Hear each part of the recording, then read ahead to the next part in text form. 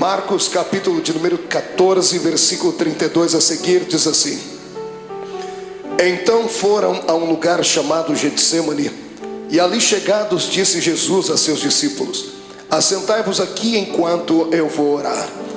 E levando consigo a Pedro, Tiago e João, começou a sentir-se tomado de pavor e de angústia.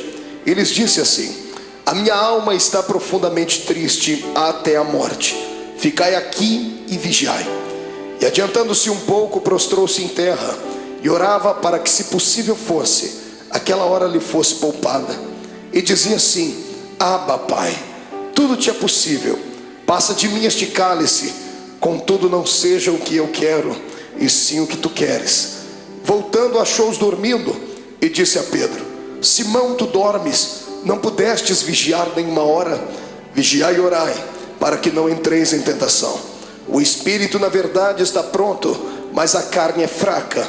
E retirando-se de novo, orou repetindo as mesmas palavras. E voltando, achou-os outra vez dormindo, porque os seus olhos estavam pesados e não sabiam o que lhe responder. E veio pela terceira vez e disse-lhes: Ainda dormis e repousais? Basta, chegou a hora. O Filho do Homem está sendo entregue nas mãos dos pecadores. Levantai-vos, vamos, eis que o traidor se aproxima. Feche a sua Bíblia, coloque no banco, coloque na cadeira. Pegue na mão da pessoa mais bonita do seu lado. Atravesse a faixa de Gaza. Pegue na mão dele, isso, pegue na mão dela. Aperte com carinho até ele falar aleluia. Pentecostal que não faz barulho está com defeito de fabricação, não é? Vamos orar. Senhor Jesus, eu te exalto, eu te glorifico.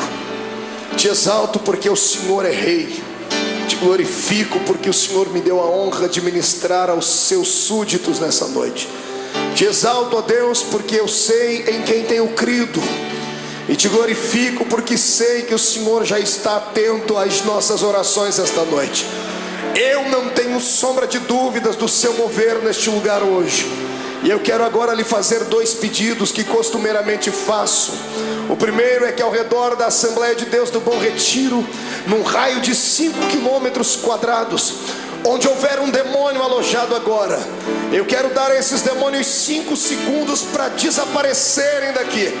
Porque se não sumirem, serão queimados pelo poder da glória do Senhor que vai ser manifesta neste ambiente. O segundo pedido a Deus é um pedido de atrevimento espiritual. Se ainda tem um crédito no céu contigo como pregoeiro da sua palavra, abre a porta do seu palácio sobre nós agora e manda do céu para a terra uma comitiva angelical. Eu quero pelo menos 8 serafins aqui nesta igreja. A palavra serafim significa aquele que arde em fogo. Portanto, Senhor, eu quero 8 anjos de fogo aqui neste templo agora. Quero 2 aqui nesta tribuna, uma à minha esquerda, outra à minha direita. Quero 2 na entrada deste santuário e 4 seres esparramando brasas de fogo na nave da igreja. E onde houver um crente batizado com o Espírito Santo, renova ele, meu Senhor.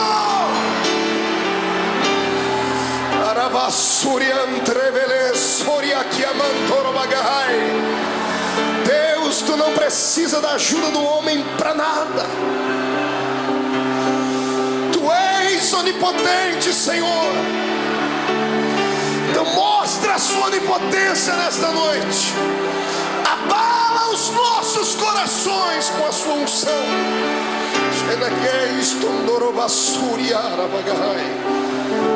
Muito obrigado, Jesus. Fica conosco aqui. Amém e amém. Erga o dedo indicador para o céu comigo, o dedo de profeta. Aponte o dedo no nariz do seu irmão. Diga para ele: escute aqui.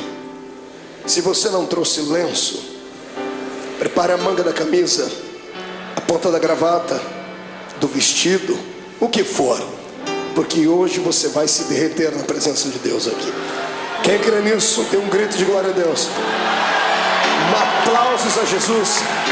E tome o seu assento, glorificando o nome dele.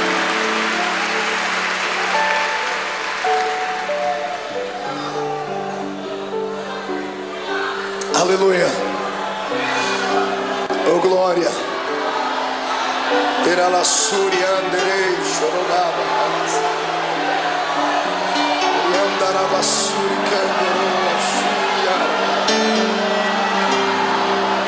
Glorifico, Jesus. Senhoras e senhores, amada noiva do Cordeiro, quando eu abro a minha Bíblia Sagrada no Evangelho de Marcos, no capítulo 14, aqui onde lemos, diante dos momentos que antecederam a crucificação de Jesus, eu tenho uma palavra atualizada para os nossos corações.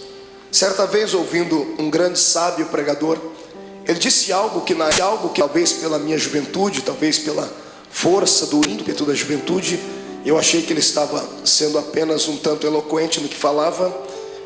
E anos mais tarde que era uma realidade. Ele dizia que a mensagem da noite, ela depende do estado de espírito daquele que vai transmiti-la. Se o pregador estiver alegre, a mensagem vai ser esfuziante. Se ele estiver melancólico, a mensagem será melancólica, porque o Senhor usa o vaso na situação em que ele está. Você já me viu pregar aqui mensagens daquela que a tampa da chaleira voa lá para cima. Toda segunda-feira tem sido um mar de poder aqui, não é verdade? Quem tem participado, quem tem ficado cheio de Deus, sabe disso. Mas hoje eu quero levar você por outro caminho. Quero convidar você para se entregar a Jesus hoje e permitir que Ele venha moldar de novo o seu vaso.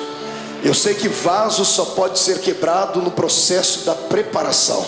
Depois que o vaso está pronto, ele não pode ser quebrado mais, porque se for quebrado, terá que ser colado, e mesmo servindo ainda para alguma coisa, vai ficar dentro dele algumas cicatrizes. Eu quero crer que todos nós estamos ainda num processo de formação, não chegamos ainda à estatura daquilo que Deus quer. Então hoje o Senhor vai despedaçar o nosso vaso, e nós vamos sair daqui um pouquinho mais apaixonados pelo Cristo ao qual nós servimos. Amém? Então dê um grito de glória a Deus para estremecer o inferno inteiro. Viver não é fácil. Viver é uma aventura. O dom da vida não foi confiado a todo o grande universo. O dom da vida, a existência mais plena dela, o Senhor confiou apenas nós que somos seres humanos. Pastor, mas os animais não vivem, as plantas não vivem, mas o estado deles é vegetativo. Não tem alma, não tem espírito. Eles têm apenas um breve espaço de tempo e existem apenas para algumas finalidades. Somente o ser humano vive para a eternidade. Por isso que nós somos dotados de sentimentos. O que é um sentimento? O sentimento é aquele labirinto da nossa alma, que às vezes nos faz saltar, nos faz sorrir, nos faz chorar. E quem é que nunca passou pelo vale da sombra da morte? E só há um remédio que pode trazer a cura para os nossos sentimentos: é a doce presença do Espírito Santo. Porque a doença da alma, a dor dos sentimentos, da frustração, da depressão e da angústia, ela está localizada onde o médico não consegue localizar, bem na divisão da alma com o espírito. E só a palavra de Deus e a presença do Espírito Santo vão até este lugar. E é isso que Jesus vai fazer conosco aqui hoje. Ele vai transformar esta igreja hoje não num quartel-general, mas num grande hospital. E Ele, junto com a sua equipe médica, que é composto pela Santa Trindade e os seus anjos, vão trazer o milagre para a nossa alma.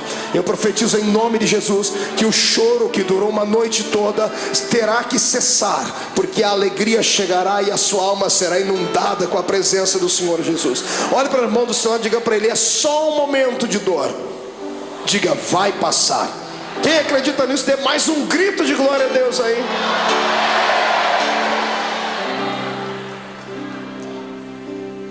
Quando eu olho para Jesus e fico às vezes tentando usar o meu raciocínio humano, por que é que Ele veio?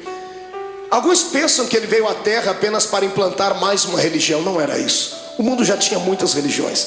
Já haviam religiões perfeitas aos olhos do homem. Já haviam religiões cheias de legalismo. Já haviam religiões amparadas por um sistema filosófico de poetas, como eram os epicureus. Amados, já havia muitas e muitas igrejas na época. Então a pergunta continua: por que é que Jesus veio à terra?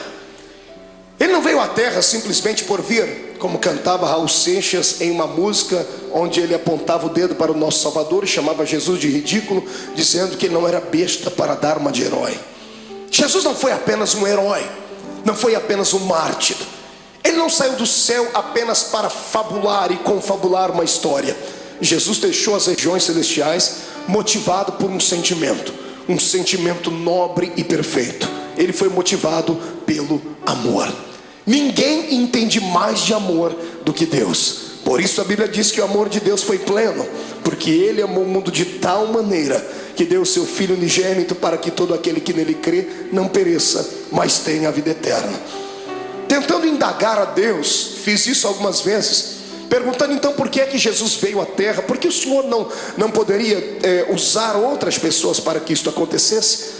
O Senhor me disse: você não leu a Bíblia direito, porque desde o Gênesis eu tenho levantado homens para serem exemplos, mas todos eles têm fracassado. Os homens tentaram, sacerdotes tentaram, reis tentaram, profetas tentaram, mas não conseguiram vocacionar o coração do homem para servir a Deus. Era necessário um sacrifício de um animal anualmente, para que o perdão do pecado viesse sobre os seres humanos e eles não fossem condenados e não descessem à morte e estivessem aprisionados por Satanás. Desde o Gênesis até o começo do Novo Testamento, nós temos uma série de dimensões históricas onde Deus tentou confabular com o homem a sua história, ensinar a eles um pouquinho da sua graça, e os homens não pareciam entender. Foi então que Deus teve uma atitude divina. Só alguém que é divino faria isso. A minha Bíblia diz na boca de Paulo que ele, mesmo sendo Deus, não teve por usurpação ser igual a Deus. Antes aniquilou a sua forma divina e desceu na terra e se fez carne. Aqui começa o mistério da minha vida e da sua. Aqui começa uma das explicações para as grandes perguntas da vida, das crises existenciais, que nem Freud conseguiu explicar. Por que é que estamos aqui?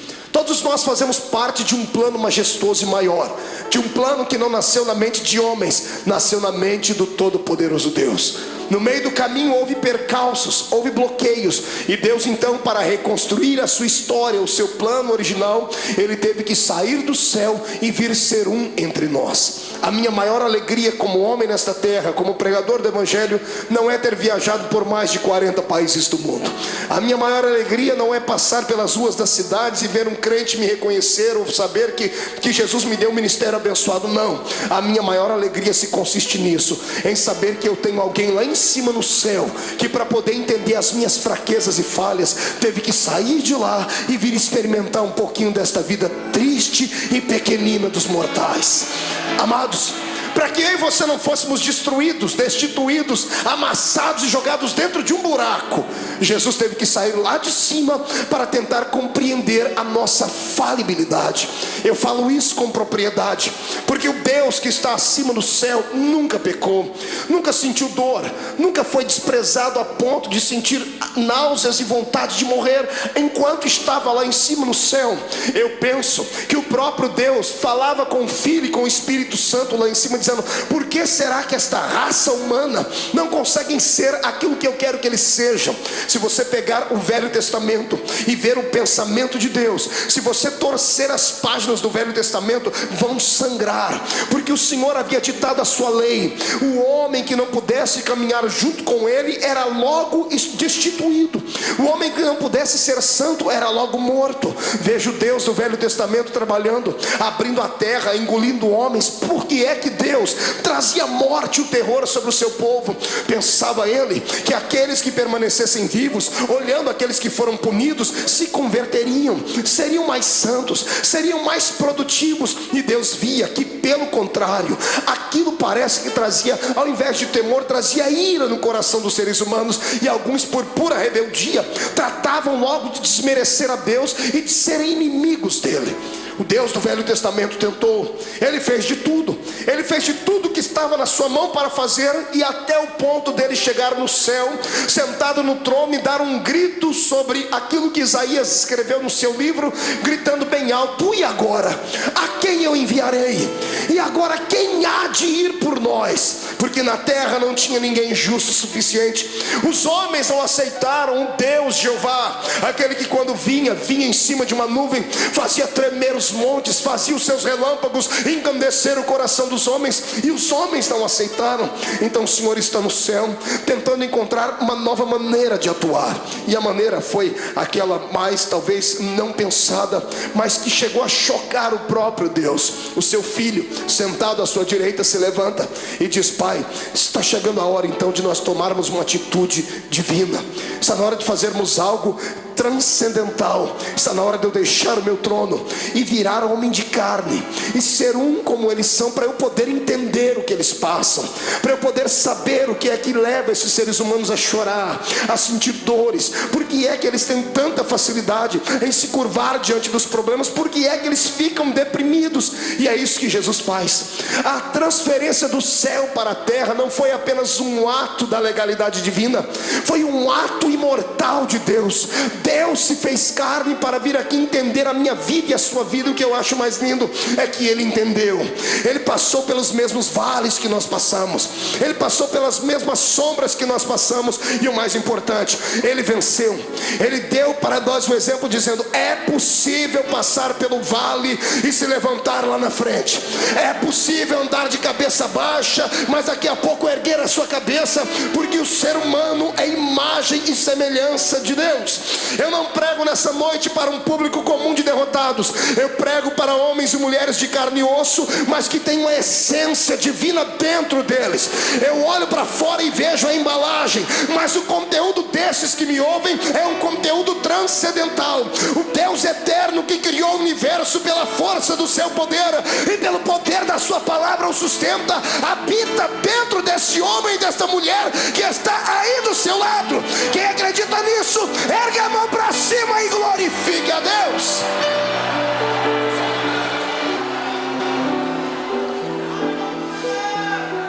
Para tentar entender por que é que a gente chora, grita, geme, sente agonia, Jesus passou pelo mesmo caminho. Estava chegando os últimos dias dele na terra. Ele sempre foi um homem de oração. Eu amo Jesus por causa dos seus ensinamentos, aqueles que ele dava com a sua boca e aqueles que ele exemplificava. Sempre que ele queria exemplificar alguma coisa, ele usava os seus apetrechos divinos. Todas as vezes que ele operava um grande milagre, ele se escondia no meio do mato para orar. Diferente dos seres humanos do século 21. Toda vez que temos uma vitória, a primeira coisa que fazemos é ir para um restaurante comer uma boa picanha. Fazemos festa, não é verdade? Fazemos uma viagem, empreendemos uma ida até a beira da praia. Jesus sabia do perigo de se ter uma vitória. Toda vez que você tem uma vitória, o seu arqui-inimigo fica furioso muito mais do que antes, e ele vai preparar uma luta pior ali na frente. E se você não se preparar, não estiver com o seu espírito pronto, você pode sucumbir ali na frente. É por isso que todas as vezes que ele tinha uma vitória, ele se separava e ia para o monte orar. Nesse dia, foi um dia diferente. Jesus acordou melancólico, entristecido, porque ele não era apenas Deus, ele também era homem. Era homem sujeito às fraquezas.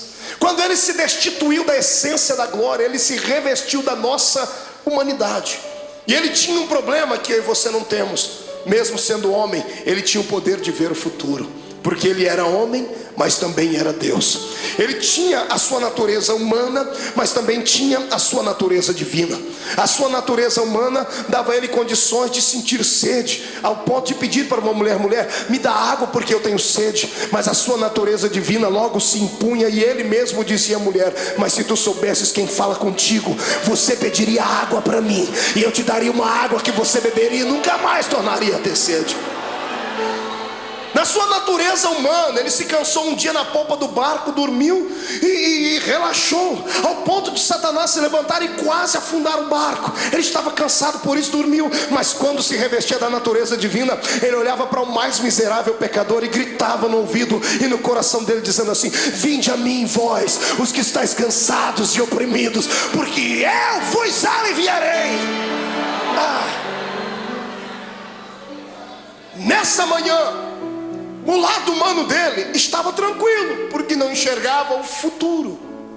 Mas o lado divino pregava peças nele, porque ele enxergava além daquilo que os olhos humanos viam. Mesmo sendo homem, ele continuava sendo Deus. E ele tinha percepção de algumas coisas do futuro. E dessa manhã, quando ele acordou, ele sabia o que ia acontecer. Sabendo o que ia acontecer, ele não sorri. Ele não conta uma história comum, porque ele era um homem como nós somos.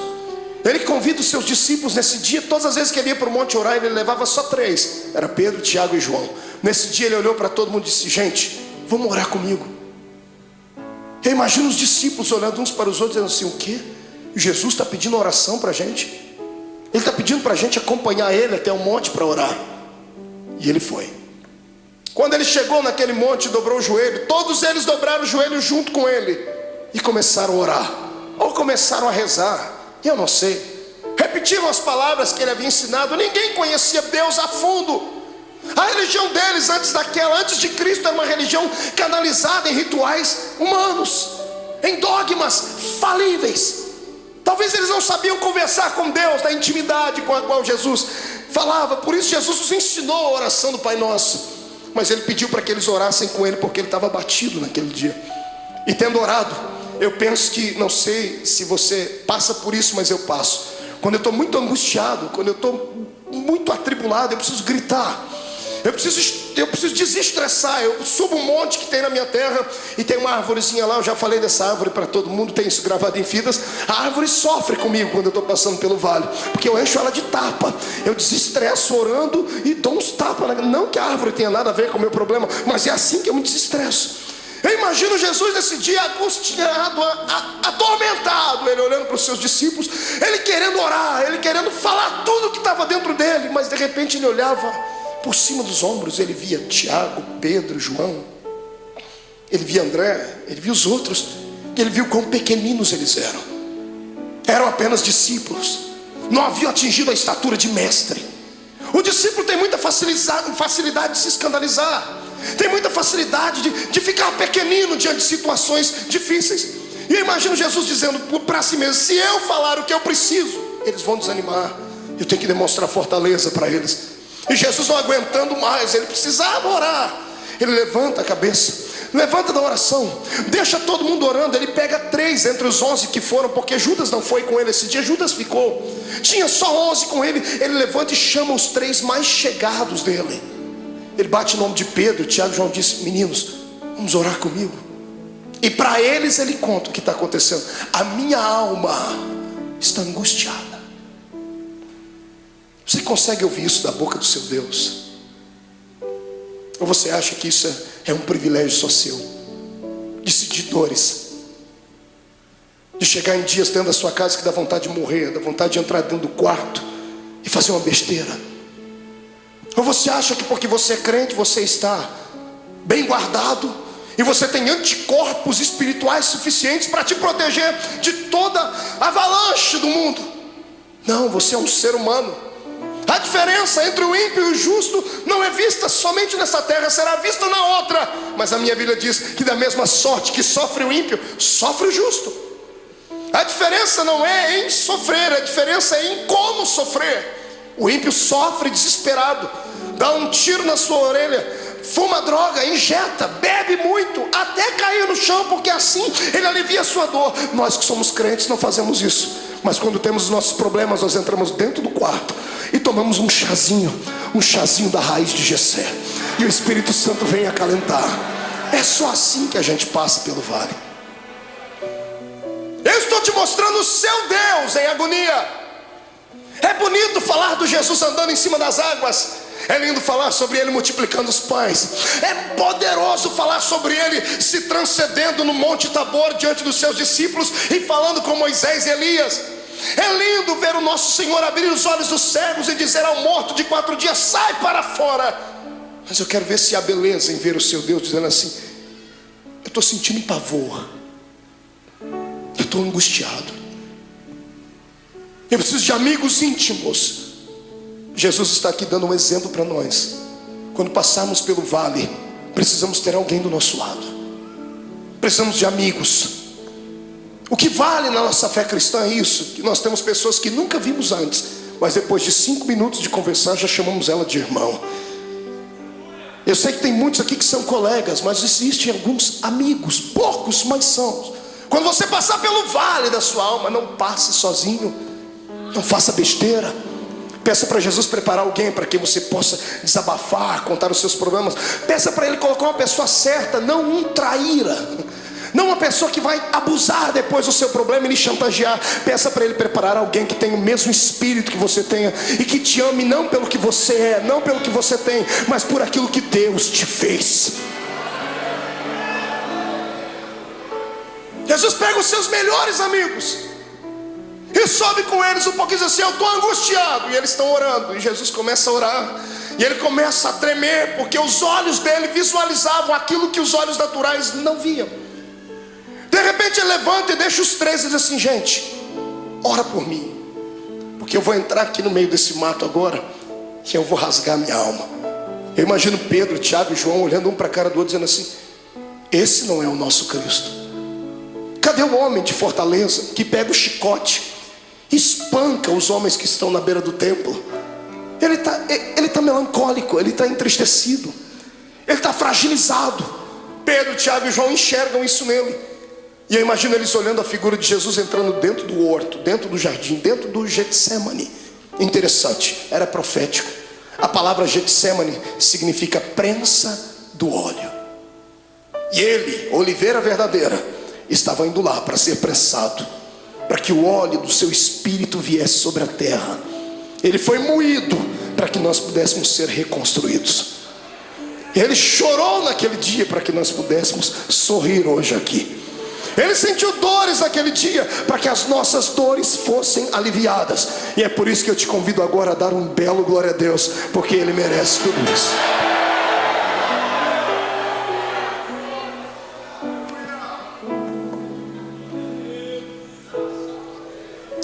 Ele começa a orar. Agora que não tem mais ninguém perto dele, ele rasga a alma e diz assim: Pai, eu sei que a hora é chegada, mas o meu lado humano não está aguentando. Então eu vou fazer um pedido ao Senhor. Se der, Pai, passa de mim esse cálice.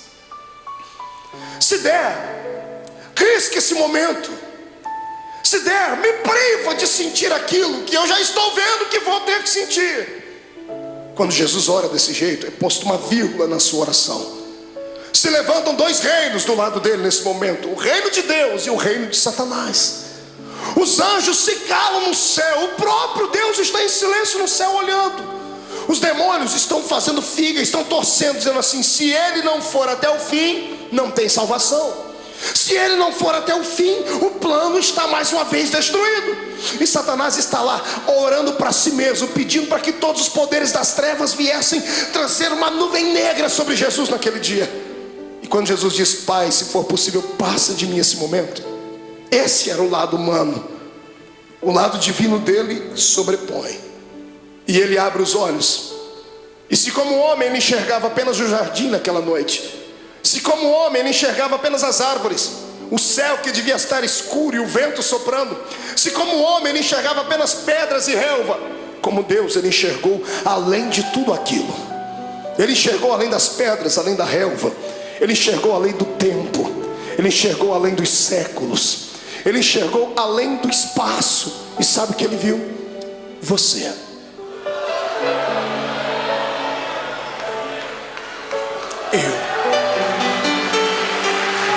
Ele enxergou você.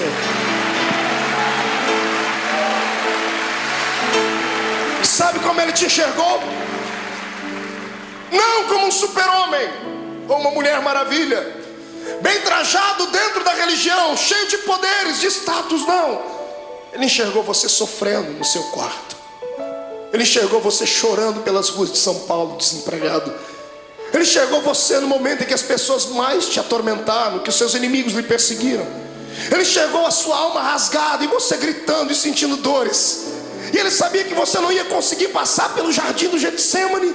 Ele sabia que você ia tentar correr de lá. Então ele entrou no meio e disse assim: Pai, já que eles não vão dar conta de ir, eu vou no lugar deles.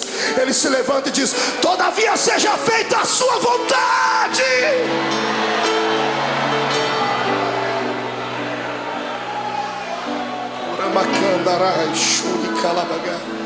Feche seus olhos por um momento. Eu sinto que a noite deste dia vai ser diferente.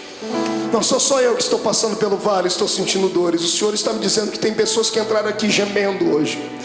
Tem pessoas que essa segunda-feira perdeu sentido para ela. O feriado não teve alegria nenhuma. Tem gente aqui dentro que sequer conseguiu dar um glória a Deus, e não é porque não queria, é porque a sua alma está mais atormentada do que tudo. Veio buscar aqui hoje, nessa noite, um escape. Tentou enxergar aqui uma luzinha no fundo do túnel. Em nome de Jesus, como profeta do Deus vivo, eu profetizo que o tempo de cantar chegou. Os espíritos de tormento, os espíritos de acusação, os espíritos que provocam o seu espírito e te deixam abatido, chegaram até a porta do templo, mas tiveram que voltar. Quando eu fiz a oração inicial, eles tiveram que recuar 5 quilômetros. E eu te dou uma palavra de Deus: eles não vão voltar. Você vai sair daqui hoje de cabeça erguida, sorridente, alegre, de paz, cheio de Deus. Vai entrar na rua da sua casa com a coroa da vitória. Você não é um derrotado, você não é mais um. Você nasceu para a vitória. Quem acredita nisso, adore ao Senhor.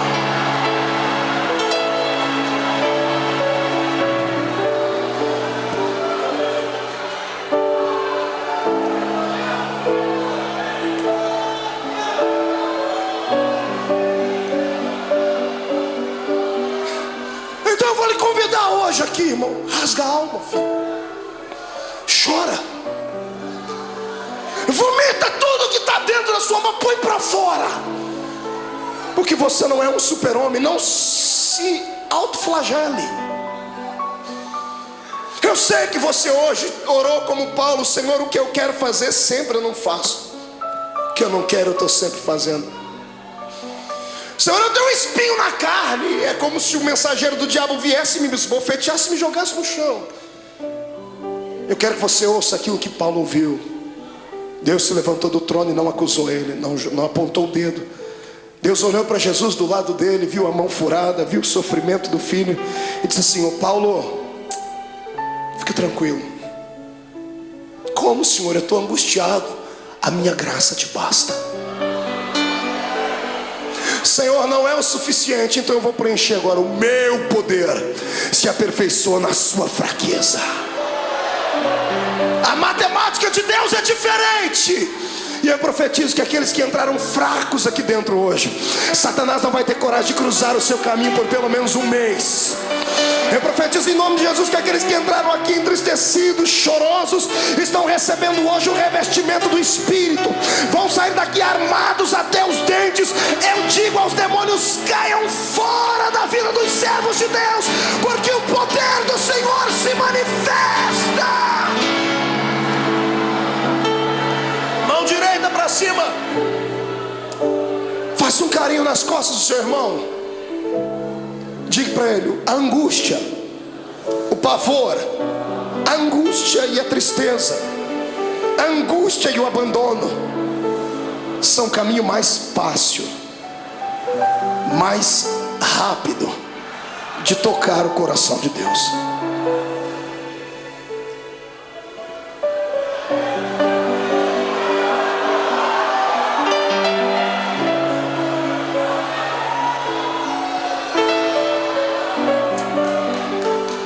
Era a adversidade. Meu sogro me ensinou uma frase que ele deve ter ouvido em algum lugar, eu já citei ela algumas vezes: que não há bem que sempre dure, e também não há mal que nunca acabe. Tudo na vida tem um ponto de equilíbrio. A vida da gente é igual às 4 estações do ano. Alguns estão sorrindo do seu lado porque estão vivendo o verão da vida deles. O sol da justiça está alto, está brilhando sobre ele, está corando a sua pele, por isso que o irmão está sorridente. Outros estão vivendo a primavera da sua existência, estão florindo, estão frutificando, estão crescendo. Em contrapartida, outros entraram no outono, começaram a perder as folhas, começaram a perder o colorido. E difícil saber que alguns entraram pelo caminho do inverno, estão sucumbindo, estão tendo que buscar água nas profundezas dos lençóis mais profundos da terra, estão tendo que se curvar diante de tudo. Mas a bênção é que tudo é um ciclo. Depois do inverno vai vir o verão de novo. Calma, é só um tempo. Na minha vida e na sua, tudo o que acontece, ou acontece porque Deus mandou, ou porque Ele permitiu. Satanás não tem esse poder que nós pensamos que ele tem, de vir e manipular a nossa existência. Eu sou entregue a Cristo e você também. O mais fraco aqui entre nós é capaz de catar Satanás pelo chifre e esfregar o focinho dele no chão, porque ele não tem mais solução. Para mim e para você, por pior que seja o ato cometido, se puderes hoje inclinar não os joelhos em terra, mas sim o coração diante de Deus, o sangue de Jesus Cristo cobrirá todos os seus erros e você ficará mais alvo do que a alva-neve.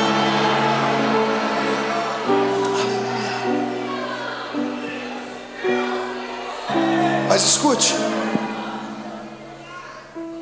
o que é para você passar, ninguém vai passar no seu lugar.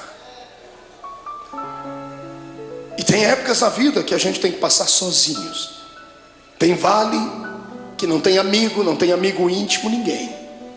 Tem coisas que somos só nós e Deus.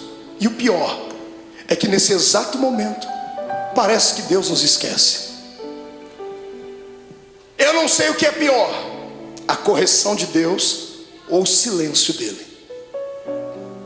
O silêncio, quando você grita e lá do céu vem uma resposta assim: psss. Jesus estava se sentindo assim aqui. A alma dele estava contrita. Ele chegou no ápice da vida de um ser humano. Ele levanta daquele horto tremendo, suando sangue. Eu fui estudar isso à luz da ciência. A ciência diz que é raro, mas é possível. Por que é que uma pessoa chega a transpirar sangue? A ciência diz que quando a pessoa está passando por uma agonia muito grande, o seu metabolismo fica todo alterado. 3 coisas podem acontecer. Primeiro, ela pode sofrer um infarto no miocárdio, porque a adrenalina correndo pelo seu corpo, o coração não dá conta de bombear tanto sangue e pode explodir. Segundo, quando a etapa do coração é vencida, as veias do cérebro não suportam, a pessoa pode sofrer um derrame. Terceiro, quando é vencida a etapa do coração e da mente, aí os poros se dilatam e o sangue que está sob pressão dentro do corpo, ele sai pela pele. Como Jesus não podia morrer de ataque cardíaco, nem podia morrer de derrame cerebral, porque a cruz estava preparada, o sangue dele saiu pela testa, pelos poros. Eu queria que você imaginasse a afeição do seu Cristo quando ele passou a mão na testa e viu o sangue. O lado humano dele deve ter se contorcido, mas era preciso passar por aquele vale, era preciso ir até o fim. Ele levanta dali como um vitorioso. O reino das trevas está abalado porque acharam que ele ia parar naquele momento. Ele levanta e pega os discípulos dormindo. Que decepção. Mas ele sabia que eles eram fracos. Ele olhou para os discípulos, acordou e disse assim: nem uma hora pudestes velar comigo? E os discípulos já correm e dobram o joelho. Jesus diz: não, agora é tarde. Eis que o Filho do Homem será entregue na mão dos pecadores. Quando ele acaba de fazer isso, eles ouvem passos de uma multidão de homens que vem vindo. Tochas acesas vêm iluminando o caminho deles, liderado por alguns homens da religião judaica. E no meio da multidão Jesus viu um rosto conhecido, o rosto de um dos seus discípulos. Esse discípulo vai e dá um beijo em Jesus. E aqui eu começo a aprender com Jesus coisas lindas, coisas que nós não aprendemos com o ser humano. Quando Judas dá um beijo nele, Jesus era tão amável, ele acreditava tanto no poder que ele tinha de envolver as pessoas, e tinha tanta pena da alma do ser humano, que quando Judas lhe beijou, ele já sabia o motivo. Ele poderia ter expulsado Judas. Imagine você sabendo que uma pessoa que com um beijo ela vai lhe levar à morte. O que você faria? Esmurraria ela? Arrancaria a cabeça dela? O que é que você faria? Pois Jesus olhou para ele depois do beijo e disse assim: amigo. Jesus não era hipócrita, nem falso. Mesmo Judas traindo ele, disse: você ainda é meu amigo. Essa palavra vem de encontro àqueles que durante essa semana traíram Deus. Traíram Deus com seus atos, traíram Deus com as suas palavras, negaram Jesus com seus feitos. Porque eu creio que eu não estou pregando aqui para uma assembleia de homens puros e mulheres purificadas, porque se todos aqui fossem santos à estatura que pensam, não estariam sentados nesse banco, estariam voando com os anjos aqui.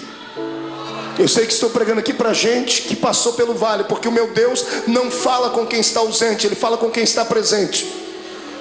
Mas Jesus manda dizer que Ele está apaixonado pela sua fé, está apaixonado pela sua coragem. Você caiu, veio aqui se arrastando com a boca no pó, mas crendo no que está escrito, que o justo pode cair até 7 vezes, mas o Deus que ele serve, de todas elas o colocará de pé.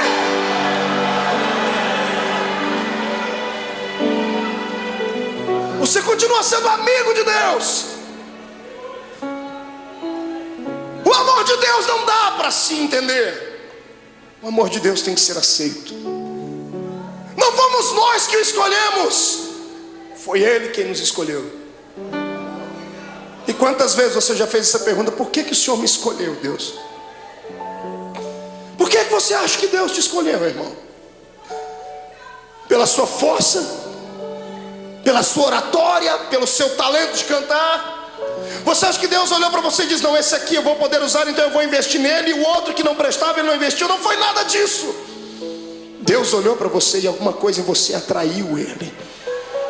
Não foi você que foi buscar Deus em uma igreja, foi Ele que trabalhou no seu coração em casa, usou o testemunho de alguém. Deus queria você, mas a palavra final foi sua: eu vou. Quando você disse vou, o Senhor disse: pronto, eu escolhi, agora Ele veio. Você foi escolhido por Deus. Escute, deixa eu dizer uma palavra, que isso aqui vai quebrar esse demônio que te atormenta, vai acabar com a sua depressão. Escute: nenhum ser humano pode surpreender Deus. Não há nada que você faça, não há nada que você pense, não há nada que você aconteça que você vai deixar fazer Deus ficar assim: nossa, o meu filho me espantou. Porque Deus conhece tudo. Você nunca vai surpreender Deus. É por isso que eu me apoio nessa palavra, para nunca sair dela.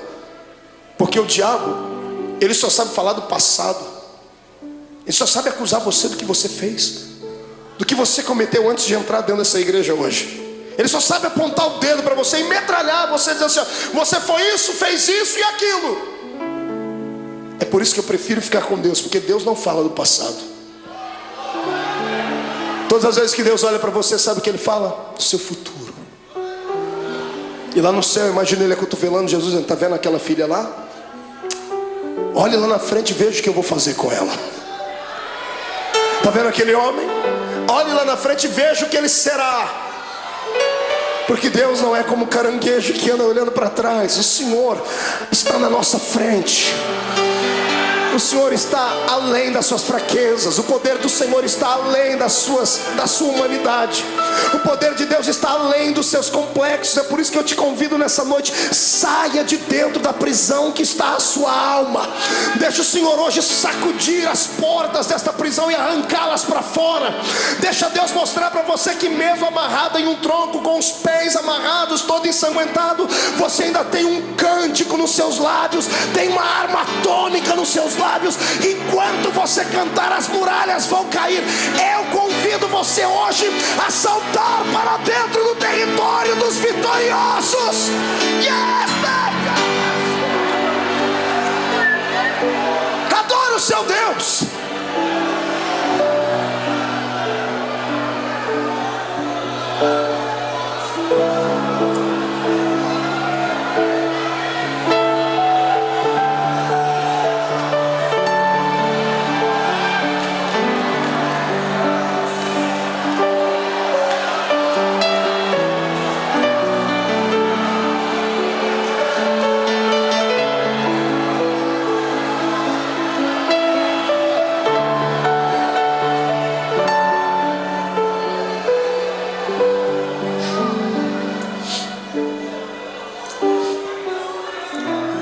É hoje o dia que Deus escolheu para arrancar você de dentro do quarto escuro da sua vida. Os espectros do passado que te sondam, os demônios que encontraram uma brecha, vão ter que serem rápidos para saírem, porque se não saírem serão destruídos. Eu vejo a força de Deus chegando para dentro de você. Eu vejo o Espírito Santo sentado nas asas do vento, trazendo em ambas as suas mãos brasa de fogo para purificar o seu pecado. e na mão direita dele uma unção de gozo para te fazer saltar pelo menos uma semana inteira. Em nome de Jesus Cristo, hoje é o dia da independência da sua alma. O Senhor te fará saltar muralhas. Quem acredita nisso, tire o pé do chão para adorar.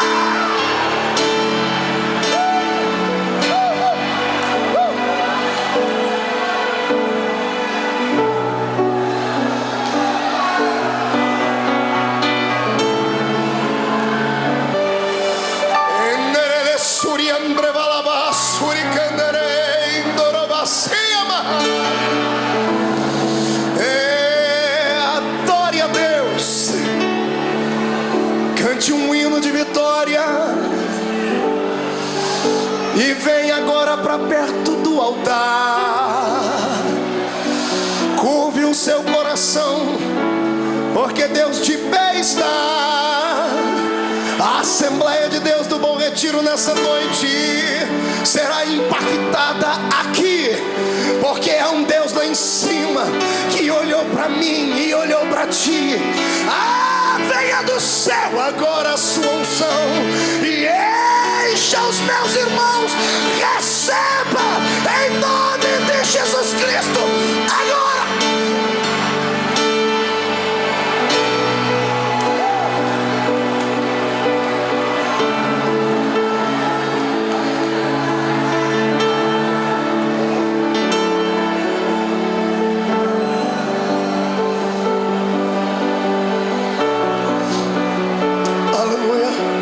Sente um pouquinho. Olhe para cá.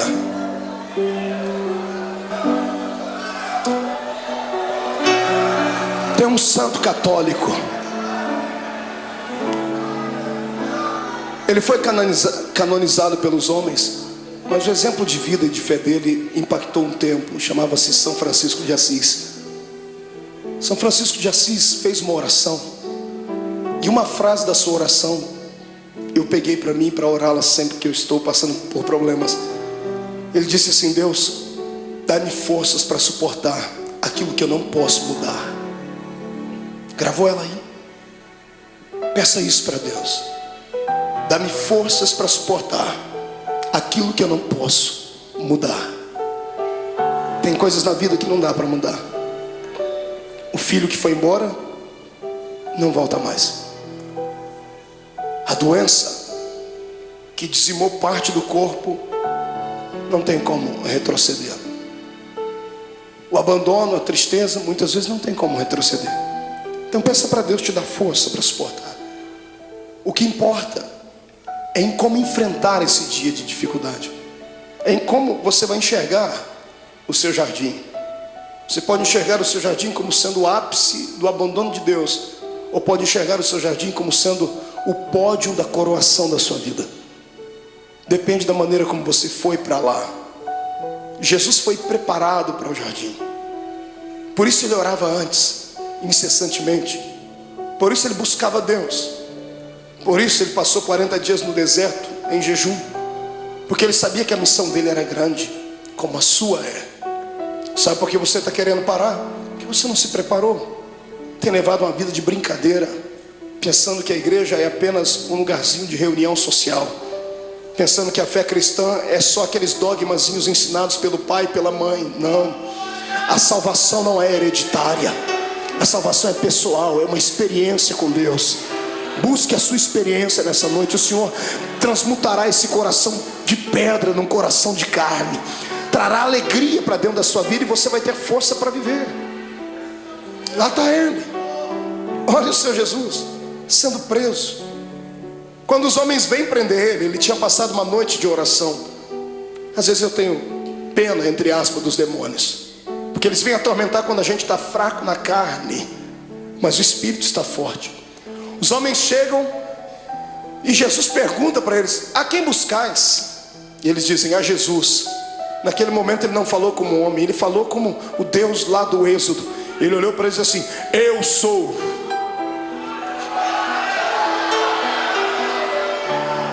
Por um pouco aqueles homens não morreram fulminados, porque quando ele liberou a sua palavra, rema, eu sou, eles caíram no chão.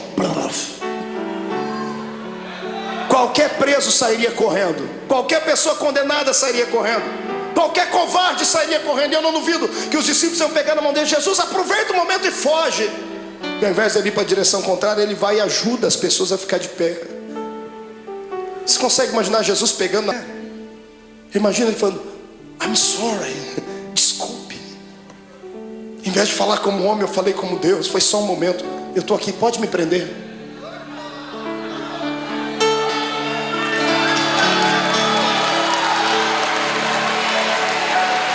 Me prenda. Eu imagino que os próprios soldados que foram prender Jesus se assustaram. O quê? Me prenda, eu estou preparado. O que eu estou fazendo agora vai trazer uma mudança no planeta Terra. O momento de sofrimento agora trará algo na eternidade jamais visto, nunca visto. Se o grão de trigo não morrer, ele vai viver para sempre na solidão. Mas quando ele morre, ele gera outros.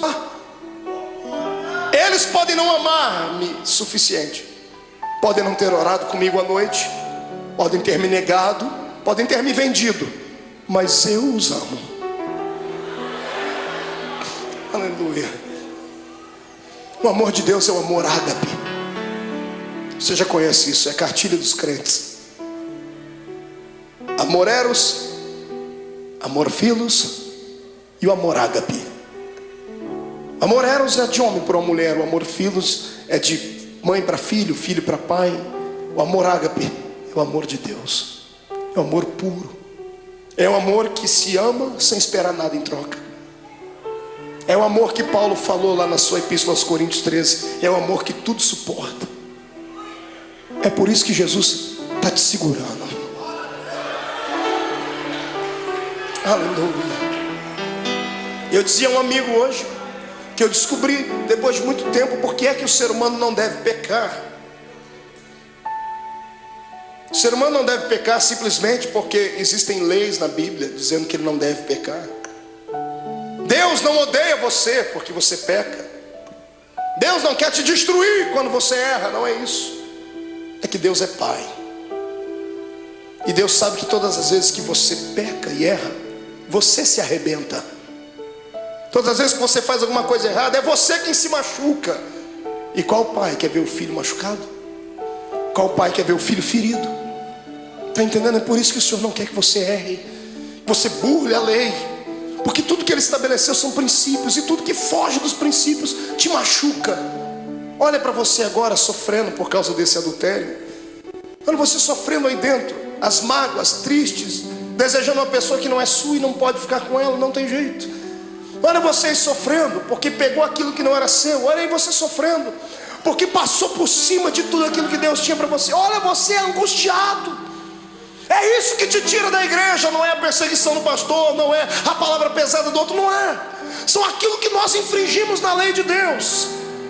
E Jesus me disse ao meu ouvido enquanto eu estava de joelho ali: tem muita gente que quer se afastar da igreja, filho. E fala para eles que não importa o que eles fez, importa o que eu fiz por eles. Sai da frente, Satanás, eu estou com raiva de você. Eu tenho certeza que nesta noite os planos de Satanás mais uma vez caíram por terra, porque o Senhor te ama. E ponto final. Quem é amado por Deus, adore a Ele.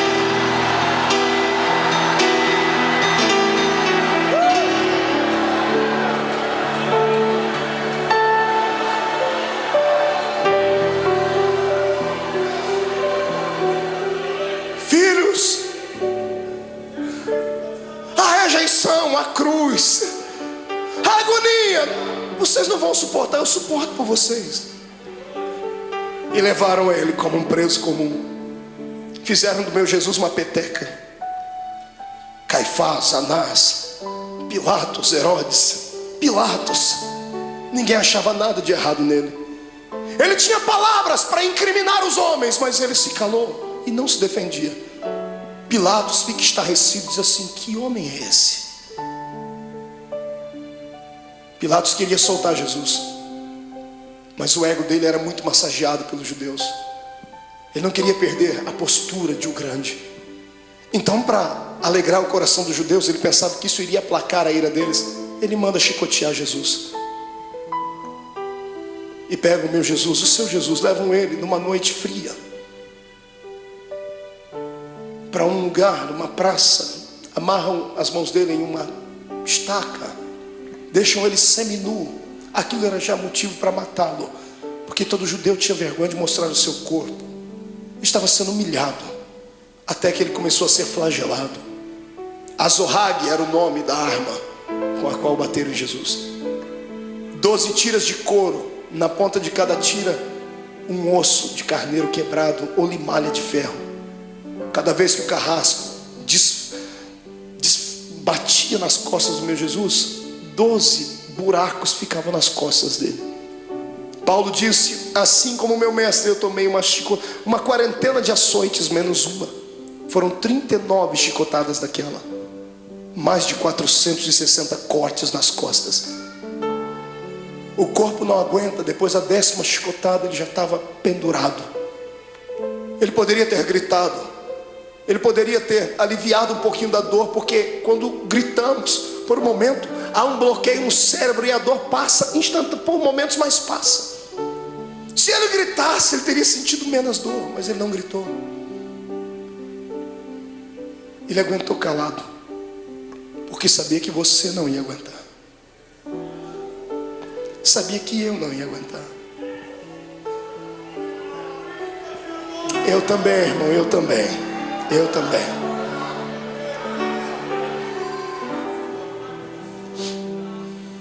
Quando tiram Jesus da estaca, ele está semi-morto, caído no chão. Alguém embrulha o corpo dele num pano, pensando fazer o bem, estavam fazendo o mal. Jogam ele dentro de uma cova, dentro de uma cela fria, úmida, fétida. No outro dia de manhãzinha, Pilatos já havia se reunido com algumas pessoas. O povo não havia quem acalmasse o povo. O povo quer a morte dele. Pilatos se levantou e chamou a multidão e disse assim: olha, hoje é um dia especial. Hoje eu tenho direito e posso liberar o perdão para um preso. Vocês têm esse homem chamado Jesus e tem Barrabás. Barrabás era um terrorista, era um prisioneiro político. Era um homem que queria lutar contra o reino de Roma. Por isso estava preso. Um homem zarrão, de quase 1,90 m, diz a história. E quando colocaram Barrabás e pegaram o nosso Jesus todo machucado de manhã, ele não jantou na noite, não tomou café de manhã. Ele estava fragilizado, com o corpo tremendo, perdeu muito sangue na noite.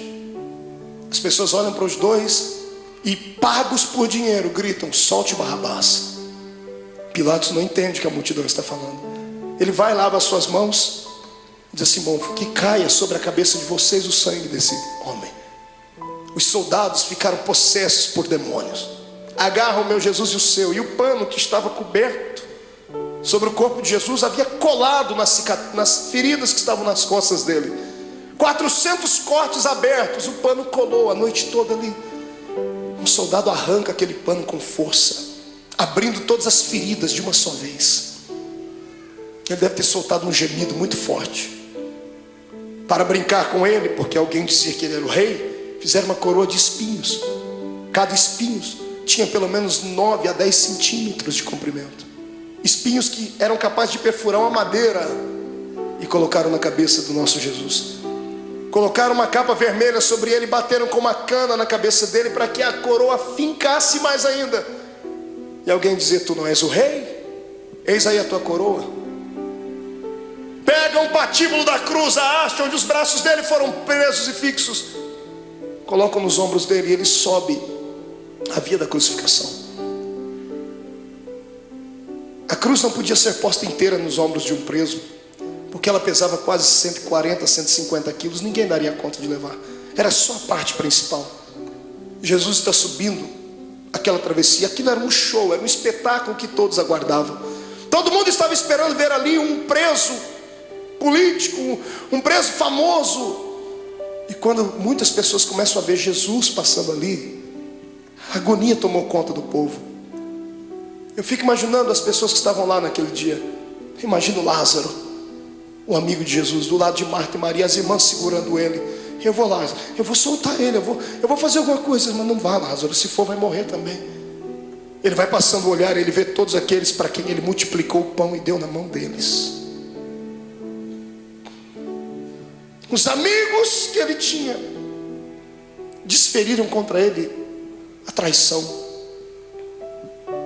Pedro está andando do lado, triste porque já tinha negado Jesus. A mãe de Jesus vai ao longe, olhando o filho querido. No meio do caminho ele não aguenta. A Bíblia não diz, mas é possível que Jesus tenha tombado com o peso daquele lugar, daquela cruz, da haste daquela cruz, porque ele estava muito cansado, estava com fome, estava machucado.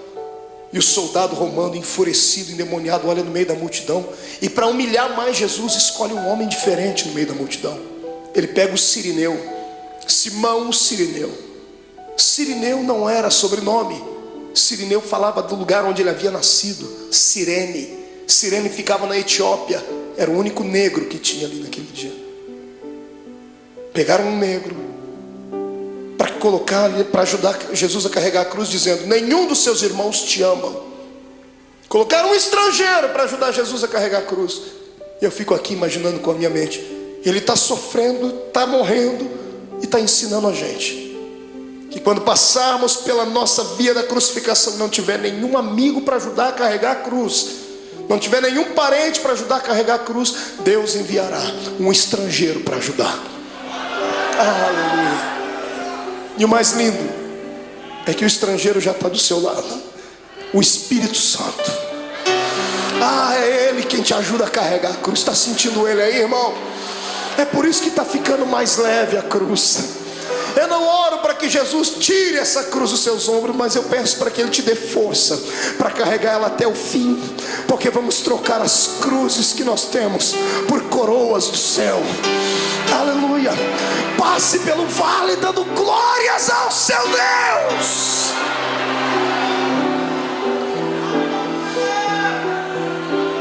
Sobe comigo. Vem no Gólgota comigo. Ele está subindo, a multidão está indo atrás, os soldados estão gritando. Quando chegam lá em cima no Gólgota, tiram a haste que estava sobre os ombros de Jesus e pegam a haste maior e pregam lá, então sim uma cruz. Pegam Jesus e vão crucificá-lo. A história diz que a cruz era feita 5 dias antes da crucificação, era feita sob medida. Por quê? Por causa do tamanho e o peso do preso. Era feita sob medida porque antes de pregarem o preso já havia um lugar próprio para cravar o prego. Já faziam um buraco na cruz para que facilitasse a entrada do prego.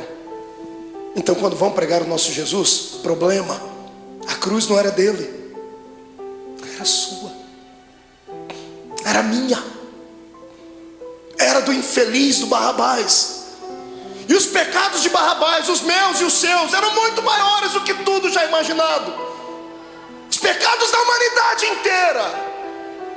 Quando pregam a primeira mão, facilitou a entrada do prego. Quando vão pregar a segunda, não dá, porque o braço dele era menor. Então eles esticam Jesus. O salmista disse que esticaram o nosso mestre, ao ponto de quase desconjuntar os ossos. Os ossos não podiam ser quebrados, mas desconjuntados. Quando esticam Jesus, ele sente dores inimagináveis. Pregam a mão dele, o suplício maior vem na sequência, porque a mão ainda tem muita carne. Como é que se prega o pé?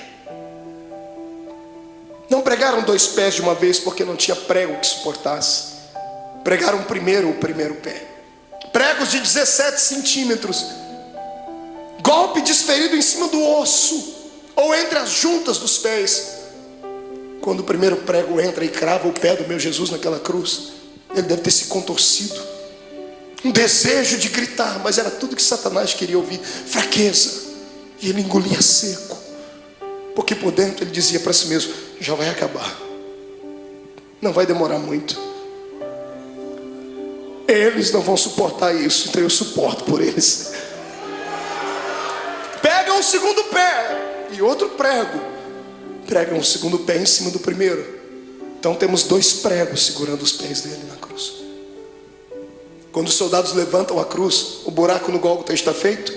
Levantam a cruz e era um preso. Você já viu algum policial tratar bem um preso? Abrir a porta do camburão e dizer assim: entra por favor, querido. Ninguém disse: olha, vamos colocar a cruz com cuidado. Quando eles levantam a cruz e soltam dentro daquele buraco, soltam com todo o peso do corpo dele. Quando a cruz bate dentro do buraco do Gólgota, o corpo de Jesus pende para frente. Ele fica preso pelos pregos das mãos e dos pés, e o corpo pende para frente. Os seus ossos comprimem o seu pulmão e ele não consegue respirar. Ele sabia mais do que ninguém que carne sufocada, Deus não aceitava o sacrifício dela. Então ele arruma força onde não tem, ele segura nos pregos, ele firma os pés e traz o corpo para trás, num esforço quase que sobre-humano, sentindo dores que você jamais sonhou. E quando ele encosta na cruz, ele respira um pouquinho só aliviado. E então ele começa a ficar tonto. Estava fraco do dia anterior. As moscas começam a visitar o corpo de Jesus. Se você já fez serviço militar, você sabe o que eu estou falando. Quando você está diante de todo o esquadrão e um maioral está passando perto de você, você não pode nem se mexer. Posição de sentido. Os mosquitos voam em volta do nariz, dá vontade de colocar a mão, mas não pode. Jesus estava ali, ensanguentado, suado, sentindo dores. As moscas estão voando sobre ele e ele não tem força nem para expulsá-las. Do lado dele é posto um bandido e do outro também. Quando ele olha para os dois bandidos, eu penso que ele intercede pela alma deles. O da direita o da esquerda fica endemoniado.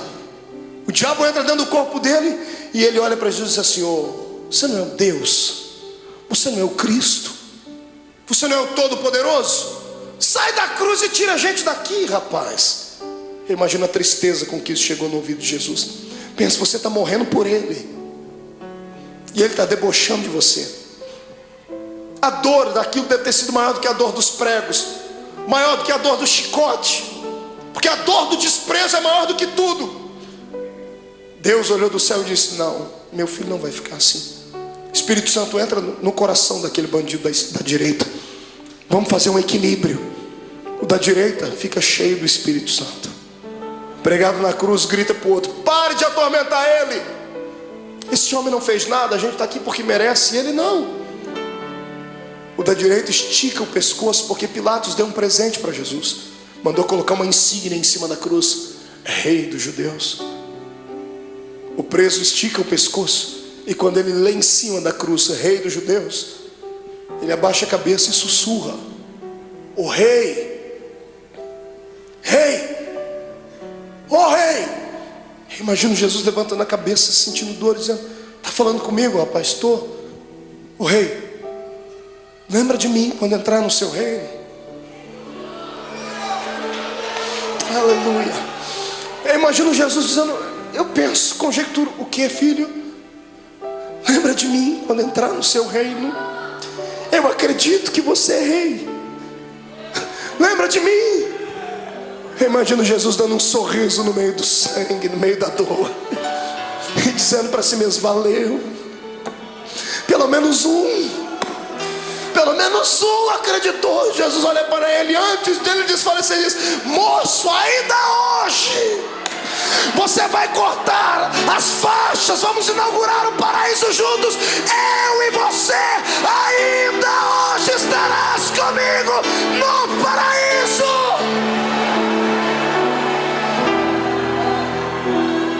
Era bacana,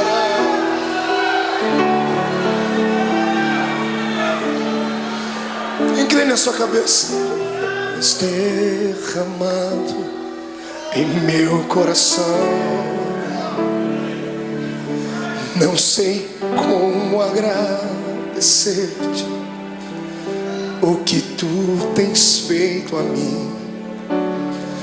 Eu só posso dar-te agora a minha canção. Quem pode cantar comigo?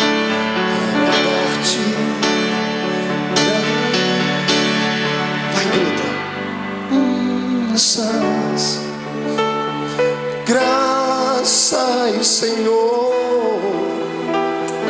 Graças, meu Senhor Jesus.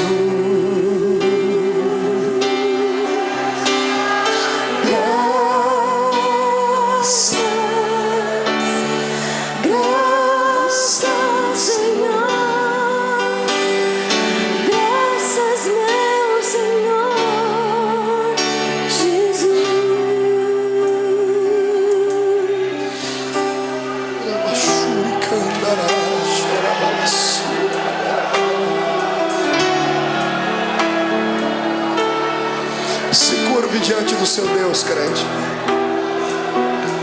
Até você que não gosta de dar glória a Deus não pode ficar em silêncio agora. Até você que não gosta de dar barulhos tem que gritar agora.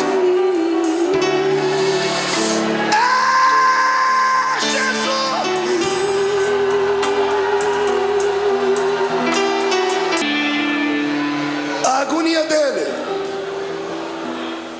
continuava. Chegou uma hora que ele olhou para o céu. Como homem, ele enxergava só as nuvens, o sol. Mas de repente, como Deus, ele olha para o céu e ele não vê nuvens. Ele olha para o céu e não vê pássaros. Ele vê o trono, Rupinas.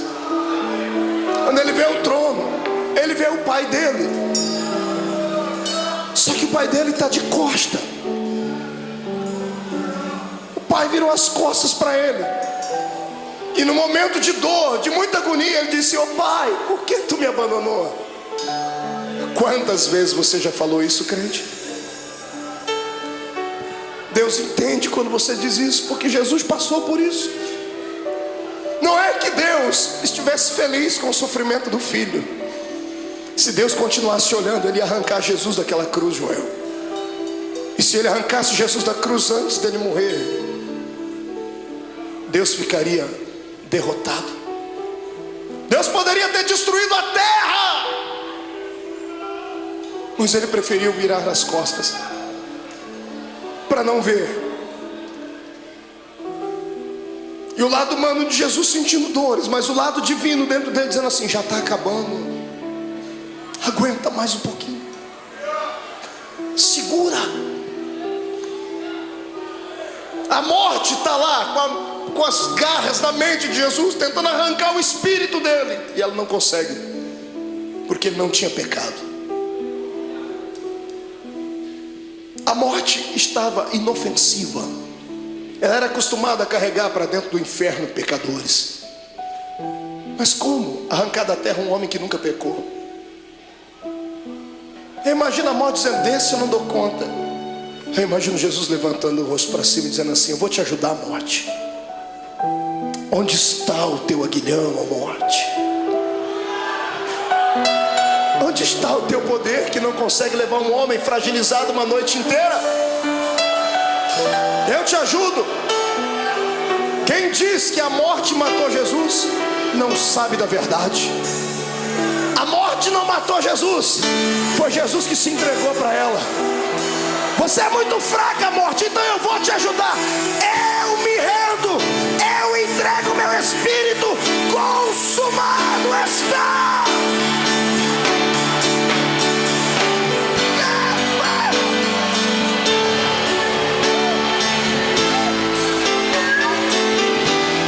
Este é o Cristo que tu serves.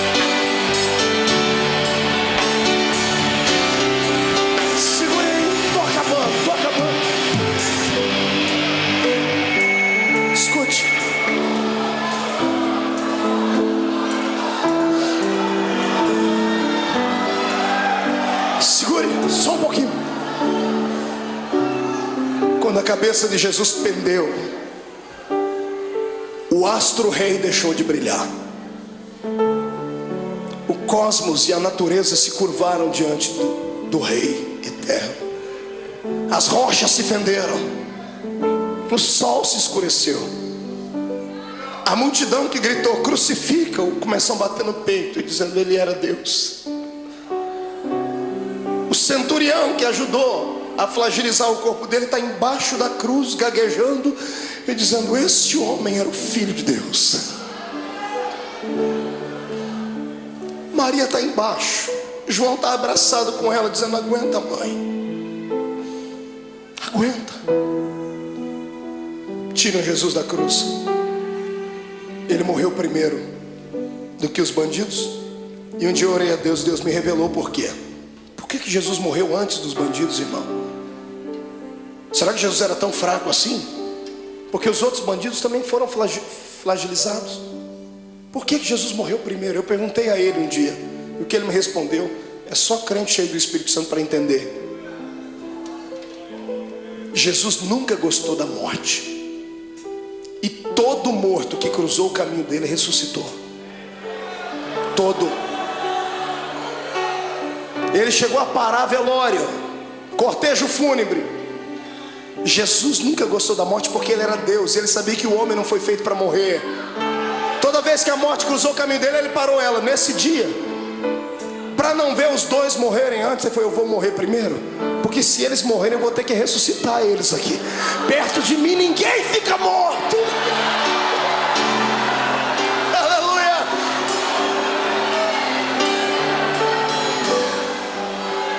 Ele morreu. Morreu a carcaça. Quem morreu foi Jesus, o homem. Mas o Cristo que estava dentro dele não podia morrer, porque Deus é eterno. O Espírito do Cristo que estava dentro dele saiu pela boca. Quando o homem expira, seu espírito sai. Interessante é que ao invés de Jesus sair dali e ir até o céu, a Bíblia diz que ele foi às regiões mais baixas. E ele foi num lugar muito interessante que poucos crentes conhecem, pouca gente prega. A Bíblia diz que ele foi buscar um cativeiro. Já leu sobre isso na Bíblia? Quando Jesus morreu, ele passou 3 dias morto ali, o corpo, porque o espírito dele foi fazer uma pregação interessante. Ele foi a um lugar onde estavam todos os santos que haviam morrido antes dele, porque ninguém ia para o paraíso, iam todo mundo para o seio de Abraão. E Jesus foi lá e se revelou: eu sou. Eu imagino ele, que já estava com a chave da morte e do inferno na mão, indo lá, abrindo as portas das cadeias. Abrindo a porta, lá dentro tem alguém sentado assim: sai para fora, Daniel. Mas Senhor, quem és tu? Eu sou aquele que fecha a boca do leão.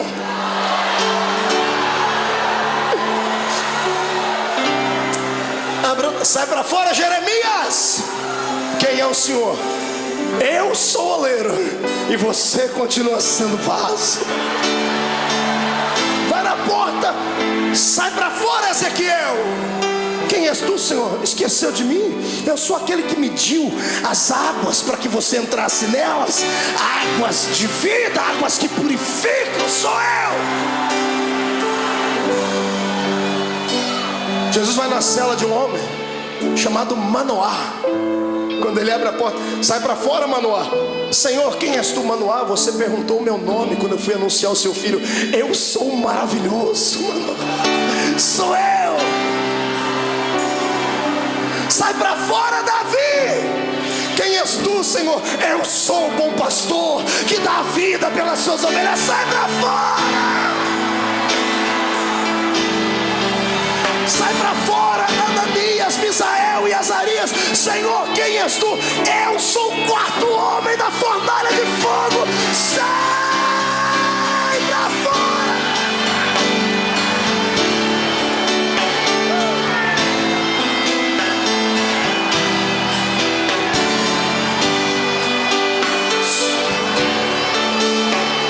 Segure.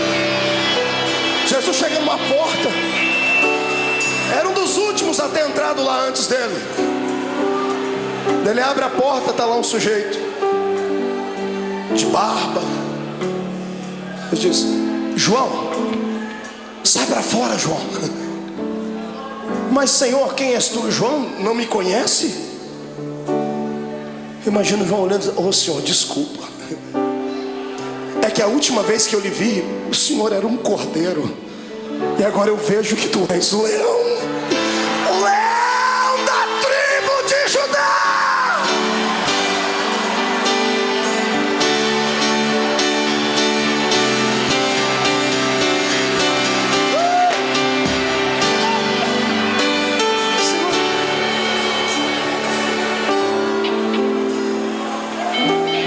antes disso acontecer, Jesus fez uma visitinha lá na casa do diabo.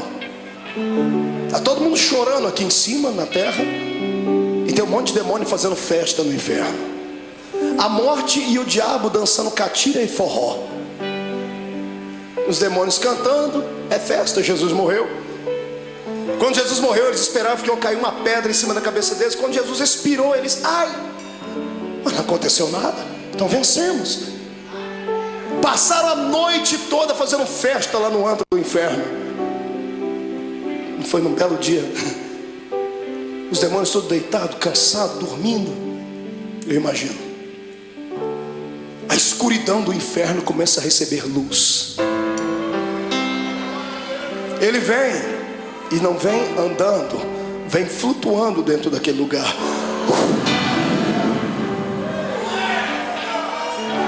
Quando a presença, a luz e o calor dele vai passando, demônios começam a gritar. Ai, está queimando, é o sol. E alguém grita, é, mas é outro sol.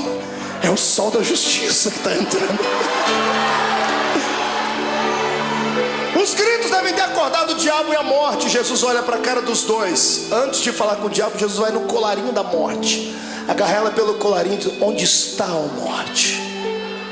Onde está o teu aguilhão, a morte? Jesus pega e joga ela para um canto. Jesus vai onde está o diabo, fala, Satanás, agora é contigo, seu infeliz. Me agonizou lá no monte, achou que eu não ia vencer. Eu vim aqui provar para você que é possível ser homem na terra e ainda ir morar no céu.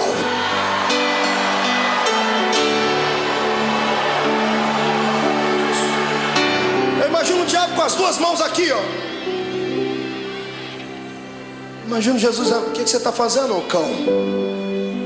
Não, é que aquela historinha lá de Gênesis 3:15, né? A semente da mulher vai esmagar a minha cabeça. Imagina Jesus dizendo, não, fica tranquilo, eu poderia fazer isso agora, mas não vou fazer. Não, o senhor é bonzinho, obrigado. Sou bonzinho? Me dê a chave da morte do inferno aqui. E Jesus vai saindo, eu imagino. E o diabo, mas e a cabeça e o pé, como é que fica? Calma, eu vou dar uma trégua por alguns momentos, porque mesmo eu podendo esmagar a sua cabeça, eu não vou fazer isso agora, porque eu seria egoísta. Eu vou repartir isso com muita gente ainda. Eu imagino Jesus apontando o dedo dele, fica assim por enquanto, mas em breve, o Deus de paz esmagará Satanás embaixo dos nossos pés.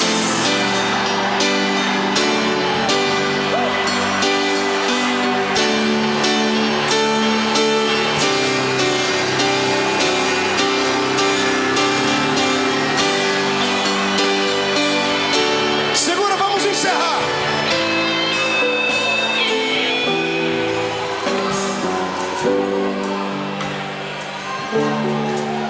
Três dias depois, umas mulheres chorosas chegam na tumba de Jesus, levam perfume para embalsamar o corpo dele. Está todo mundo chorando pelos cantos. Quando elas chegam na tumba de José de Arimateia, que emprestou para Jesus, a pedra gigantesca estava removida. Desesperadas, elas pensam que alguém roubou o corpo de Jesus.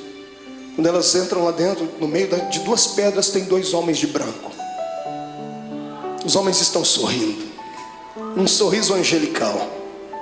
Um dia nós vamos vê-los. E as mulheres perguntam, onde puseram o nosso mestre? E os homens dão um grito para as mulheres, por que procurais entre os mortos aquele que vive?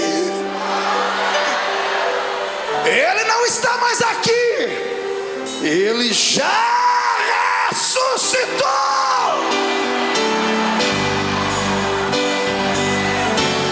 Vou te dar um conselho.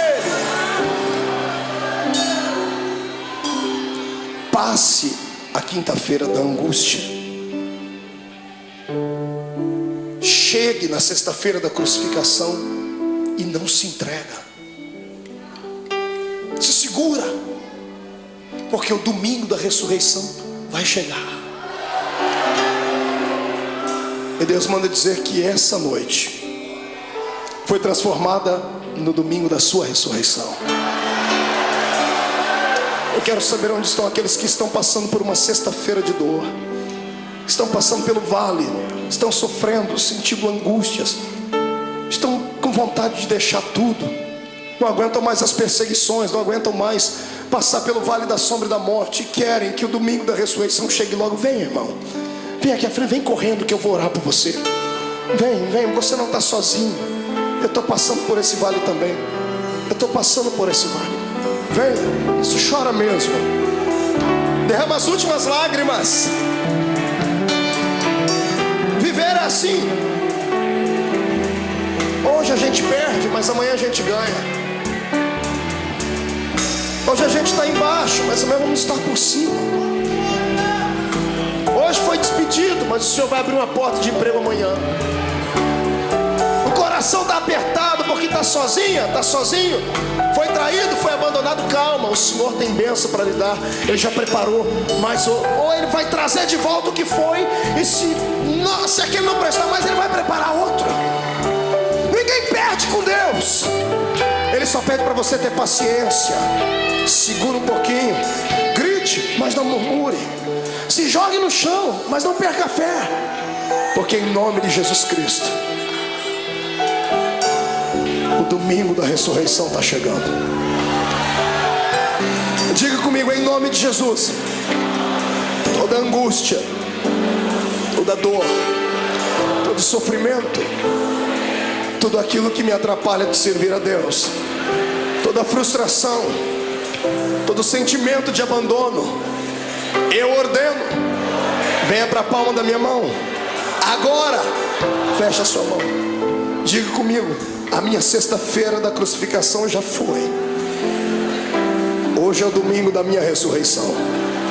Levante a mão para cima, eu vou contar até 3. Você vai jogar no chão e vai pisar em cima. 1. A vitória é sua. 1,5. Hoje o Senhor te transporta para o reino dos vitoriosos.